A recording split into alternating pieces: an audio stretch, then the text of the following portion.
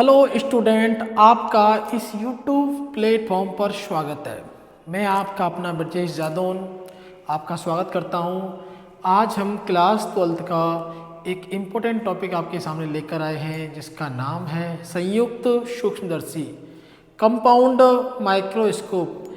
Compound microscope 2024 board class के लिए बहुत इम्पोर्टेंट है, वेरी इम्पोर्टेंट।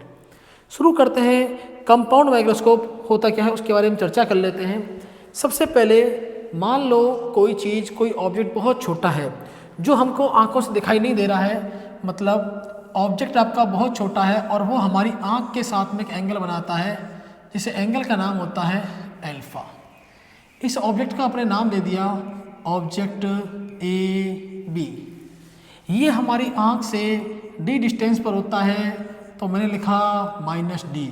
ये आपकी आंख हो गई यहाँ पर और ये पॉइंट हो गया E। यहाँ से एक एंगल निकलता है tan अल्फा। tan अल्फा बनेगा परपेंडिकुलर है AB और बेस है BE। दैट मीन्स हम लिख सकते हैं AB अपॉन -d। ये इक्वेशन हमारी फर्स्ट इक्वेशन आई है सबसे पहले पढ़ने के लिए। अब सवाल ये आता है कि कंपाउंड माइक्रोस्कोप कहाँ काम आता है। छोटी छोटी चीज़ें जो हमें आँखों से दिखाई नहीं देती हैं उनको देखने के लिए, जो इनविजिबल होती हैं, जिनको हम नग्न आँखों से नहीं देख सकते, उनके लिए हम कंपाउंड माइक्रोस्कोप को काम में लेते हैं, अर्थात संयुक्त सूक्ष्मदर्शी को काम में लिया जाता है। अब हम मान लेते हैं कि ये जो ऑब्जेक्ट है ए बी, इसको हम दो लेंसों के आगे रखते हैं। दो लेंसों के आगे रखेंगे तब क्या होता है, एक बार देखते हैं इसको। ये हमारे पास एक एक्सिस हो गया और यहां पर हमने रखा हुआ एक बड़ा वाला लेंस। ये जो लेंस आप देख रहे हो बड़ा वाला लेंस, ये आंख के पास रखा होता है, इसलिए इसको बोलते हैं आई लेंस। और इसके थोड़ा सा आगे एक लेंस और रखा रहता है जिसको बोलते हैं अपन ऑब्जेक्टिव लेंस। यहाँ पे रखी रहती है आपकी वस्तु, जो वस्तु ए बी है वो यहाँ रखी हुई है। यहाँ से लाइटर जाएगी और वो इस तरीके से यहाँ पहुँचती है, और एक लाइटर यहाँ से निकलते हुए ये यहाँ से वो यहाँ पहुँचती है। तो इसका मतलब क्या है, पहले हम बना लेते हैं डायरेक्शन। यहाँ पर क्या है, यहाँ पर एक पॉइंट है एफ। इस लेंस का नाम क्या है, इस लेंस का नाम है ओ। ओ क्यों है, क्योंकि ये लेंस का नाम है ऑब्जेक्टिव लेंस। ऑब्जेक्टिव लेंस जिसको अपन बोलते हैं अभिदृश्यक लेंस। अभिदृश्यक लेंस। और जो लेंस हमारी आंख के पास होता है, मतलब ये वाला लेंस, बड़ा वाला लेंस, उसको हम बोलते हैं आई लेंस, अर्थात नेत्र का लेंस। यहाँ तक कोई दिक्कत नहीं होनी चाहिए। चलो कुछ और बात करते हैं। इस लेंस को हमने रखा हुआ है, तो यहाँ रखा हुआ है हमने कहाँ पर, ये है एफ और ये है ओ। ये भी क्या है, एफ ओ है। एफ ओ के अंदर रखा हुआ है ताकि, सॉरी इसको अपन रखते हैं, एक मिनट में थोड़ा सा डिलीट कर देता हूँ यहाँ से। ये आप देख रहे हो, ये एफ ओ के इधर रखा हुआ है। अगर एफ ओ के इधर रखेंगे तभी इसकी इमेज नीचे बनेगी, अगर एफ ओ के इधर रखेंगे तो इमेज उल्टी बनेगी, पीछे बनेगी। यहाँ से बिल्कुल लाइट रे निकल रही है और यहाँ जा रही है। अब यहाँ पर बनता है हमारा एक इमेज, प्रतिबिंब बनता है। ये देखें यहाँ पर, इस ऑब्जेक्ट का नाम है ए बी, जिसकी इमेज बन रही है ए डैश बी डैश पर। अब हमको यहाँ से दो बातें समझ में आती हैं। एक ऑब्जेक्ट है ए बी जो लेंस के सामने रखा हुआ है, जिसका प्रतिबिंब बनता है ए डैश बी डैश पर। ऑब्जेक्ट ए बी का इमेज बनता है ए डैश बी डैश पर। अब ये जो ए डैश बी डैश है वो इस लेंस के लिए काम करेगा एज ए ऑब्जेक्ट। मतलब हम बात करते हैं कि इसका फोकल लेंथ निकालेंगे तो इसका एक फोकल लेंथ तो यहाँ पर होगा, इसका एफ ई, और एक इधर हो जाएगा। अब इसके एफ ई के अंदर है तो इमेज इधर ही बनेगी, उल्टी बनती है। तो यहाँ से लाइट बिल्कुल सीधी चलती है, ठीक है। और जो कहाँ से निकलती है, एफ ई से निकलती है। दूसरी लाइटर यहाँ से निकालते हैं अपन, इसको बिल्कुल नियम के अकॉर्डिंग चल रहे हैं, और इसकी इमेज अपन बनाते हैं। मैं थोड़ा अंदाजे से बना देता हूँ।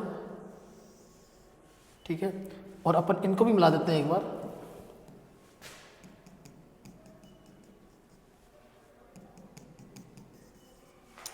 इसकी इमेज इस तरीके से बनती है, ठीक है। यहाँ तक कोई दिक्कत नहीं होनी चाहिए। इस इमेज का नाम है A double dash B double dash, ठीक है। अब हम कुछ डिस्टेंस की बात कर लेते हैं।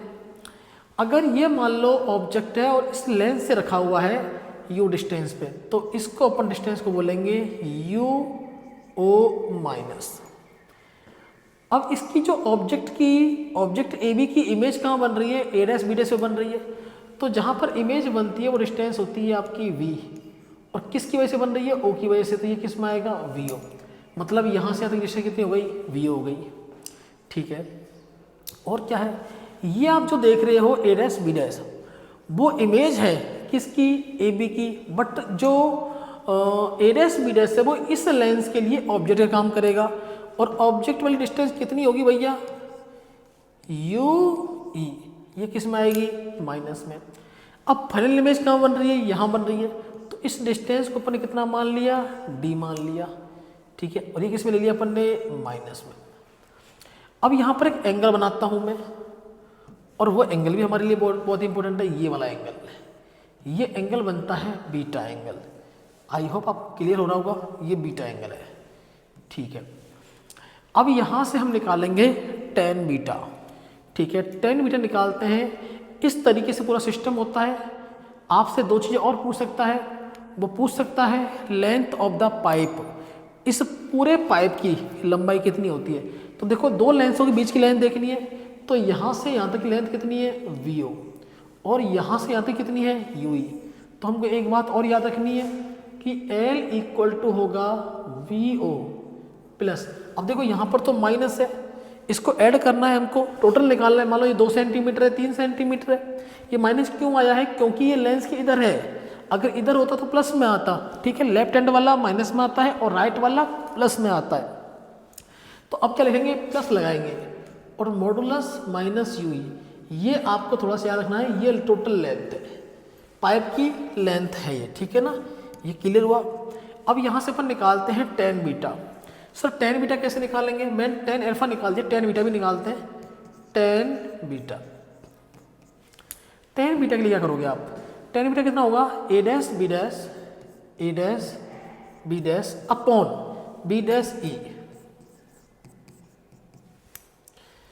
अब ये इक्वेशन बनी हमारी सेकंड, और एक इक्वेशन आपके पास पहले से आ चुकी है, जिसको बोलेंगे अपन इक्वेशन नंबर फर्स्ट। अब आपको निकालना है मैग्नीफाइंग पावर, दैट मीन्स, थोड़ा मैं इसे छोटा कर दूं ताकि आपको आराम से दिख जाए, दिक्कत नहीं आनी चाहिए देखने में।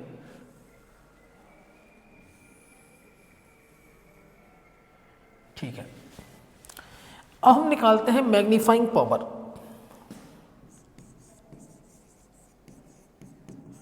मैग्नीफाइंग पावर जिसको कहा जाता है आवर्धन क्षमता, आवर्धन क्षमता। इसको लिखा किसे जाता है, इसको लिखा जाता है m से, और फॉर्मूला होता है इसका tan beta upon tan alpha. अब आपके पास tan बीटा की वैल्यू नहीं है क्या, है। tan अल्फा की नहीं है क्या, है। तो वैल्यू पुट करते हैं।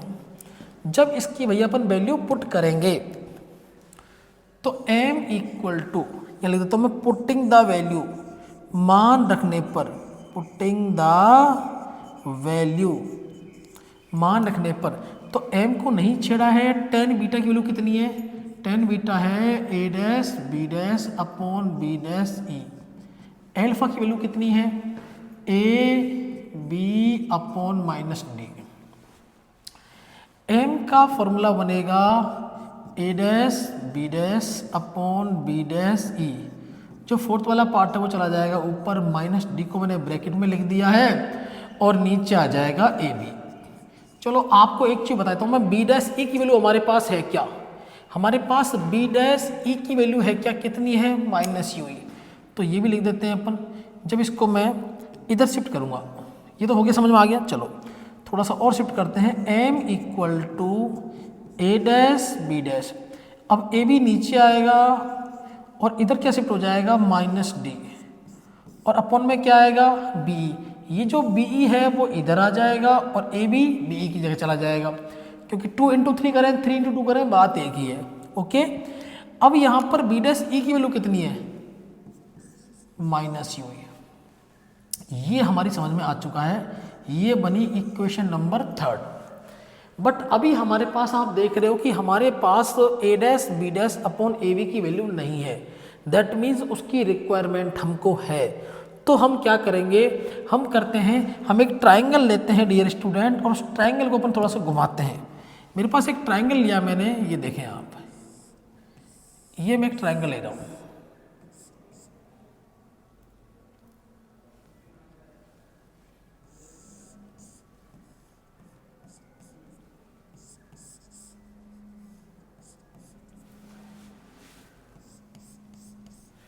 ट्राइंगल क्या है, ट्राइंगल है A B O and A dash B dash O. जब ये दोनों ट्राइंगल सिमिलर होंगे तो क्या करना पड़ेगा, मैं डायरेक्ट लिख देता हूं यहां पर।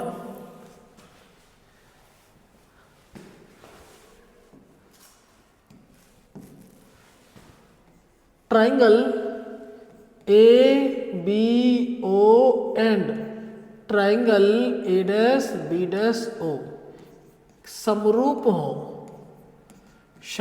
हो मतलब कैसे हो, ये सिमिलर हो। अगर ये सिमिलर होंगे तो क्या बनेगा, तो बनेगा हमारे पास ए बी अपॉन में क्या बनेगा A dash B dash, equal to में क्या बनेगा A B upon A dash B dash, और इसके इक्वल टू में क्या आएगा बी ओ, और ए डैश बी डैश के इक्वल टू, यहां देखो यहां क्या आएगा वी ओ, ये बी डैश ओ। कोई दिक्कत नहीं है भाई यहां तक, A B upon A dash B dash, B O upon B dash O.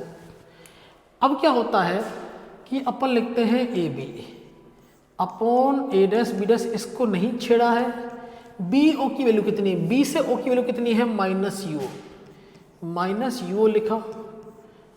अब देखें नीचे बी डैश ओ की वैल्यू कितनी है, बी डैश ओ कितना है, देखें ये वैल्यू कितनी है, ये कितनी है प्लस वी ओ, तो यहाँ से वैल्यू आएगी प्लस वी ओ। अब हमको वैल्यू किसकी चाहिए, हमको तो वैल्यू चाहिए किसकी, हमको वैल्यू किसकी चाहिए ए डैश बी डैश की। तो इसको उल्टा करेंगे तो इसकी वैल्यू अपने पास आ जाएगी, चाहे तो यहीं से रख सकते हैं आप A dash B dash upon A B equal to क्या हो जाएगा V O upon minus U. तो ये जो वैल्यू आपके पास आई है, ठीक है ना, इसको हम कहाँ पुट करेंगे, इक्वेशन नंबर 3 में पुट करेंगे। तो मैं शुरू करता हूँ वैल्यू पुट करना। देखो भैया ये रही आपके पास इक्वेशन नंबर 3 दिख रही है आपको, और इसमें हमको जरूरत है A dash B dash upon A B की। इसको पुट, अब इसके लिए हमें वैल्यू निकाली किसकी, A dash B dash upon A B की। तो अब क्या लिखेंगे, पुटिंग द वैल्यू या फ्रॉम इक्वेशन 3, फ्रॉम इक्वेशन 3 ये लिख सकते हैं समीकरण 3 से। समीकरण 3 क्या कहता है, समीकरण 3 की वैल्यू मैं लिखता हूं एक बार, M A dash B dash की वैल्यू लिखो कितनी है, ये कितना है V O upon minus U, bracket लगा दिया, माइनस डी अपॉन यू, तो माइनस से माइनस क्या हो जाएगा कैंसिल, तो यहाँ कितना आएगा डी अपॉन यू। अब चाहे तो माइनस बाहर लगा सकते हैं आप, m equal to minus V O upon U O, यहाँ ब्रैकेट लगा दो d अपॉन यू, यहाँ भी लगा दो। ये बात भी क्लियर हुई कि नहीं हुई, ये बताइए मुझे आप। ये बात क्लियर हो चुकी है। अब हम इसके 2 केस पढ़ेंगे। फॉर्मूला क्या आया है, ये फॉर्मूला है, इस फॉर्मूले को मैं रख लेता हूँ, बाकी सारी चीज़ों को मैं साफ कर सकता हूँ। आप चाहें तो आपको मैं 1 मिनट देता हूँ, आप स्क्रीनशॉट ले लें।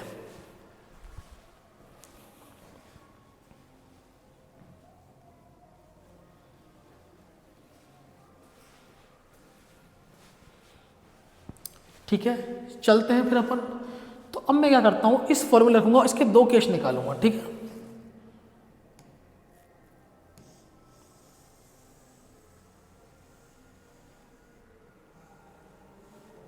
चलो मैंने फॉर्मूला रख दिया है, बाकी सब कुछ रखा हुआ है, ठीक है।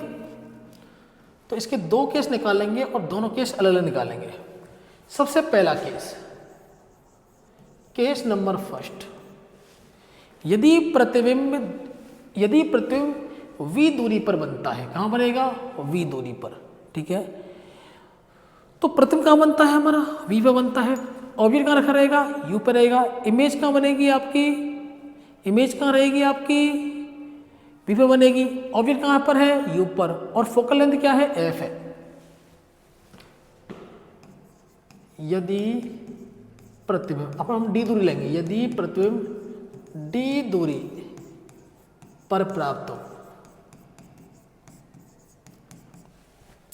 let image formed at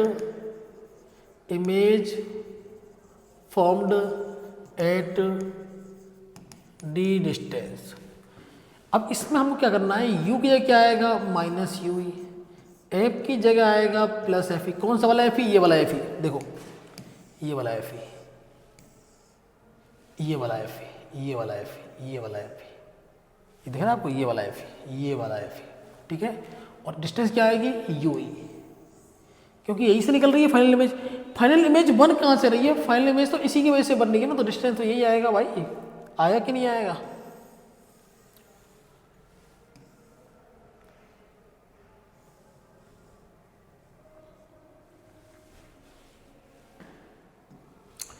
तीसरी चीज, v कितना बन रहा है, माइनस डी, क्योंकि इमेज इधर बनेगी। अब लगाते हैं लेंस सूत्र, लेंस सूत्र, लेंस फॉर्मूला। लेंस फॉर्मूला क्या कहता है, लेंस फॉर्मूला कह रहा है भाई 1/f equal to 1/v minus 1/u। Value put करेंगे तो 1/e हो जाएगा एफ ई, 1/v कितना हो जाएगा, माइनस डी, माइनस 1/u कितना हो जाएगा, माइनस यू। ये माइनस माइनस क्या हो जाएगा, प्लस, इसको इधर भेज देंगे अपन। तो 1/fe plus 1/d equal to 1/u। यहाँ तक कोई दिक्कत नहीं होनी चाहिए। इसका एलसीएम लेंगे, इसका एलसीएम हो जाएगा एफ ई और डी, तो यहाँ आएगा d plus F E equal to होगा 1/u। तुम चाहो तो इसका उल्टा कर सकते हो, u निकाल सकते हो। तो u की जो वैल्यू आएगी वो कितनी आएगी, u e इक्वल टू आएगा F E D upon D plus F ई। इस u e की वैल्यू कहाँ पुट करोगे, इस वाले इक्वेशन पुट करोगे। अतः आवर्धन समता, अतः आवर्धन क्षमता, सो मैग्नीफाइंग पावर,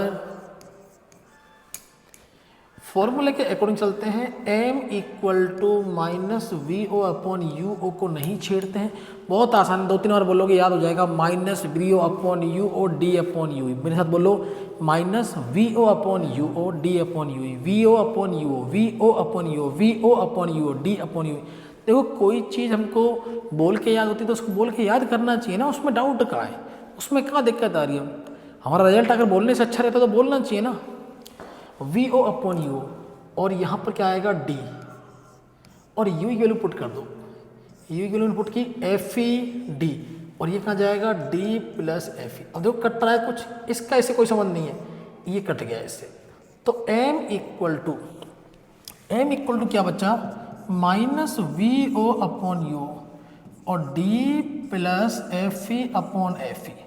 अब एफ ई से पी क्या होगा, कैंसिल होगा, तो m equal to minus V O upon U O D upon F E plus 1।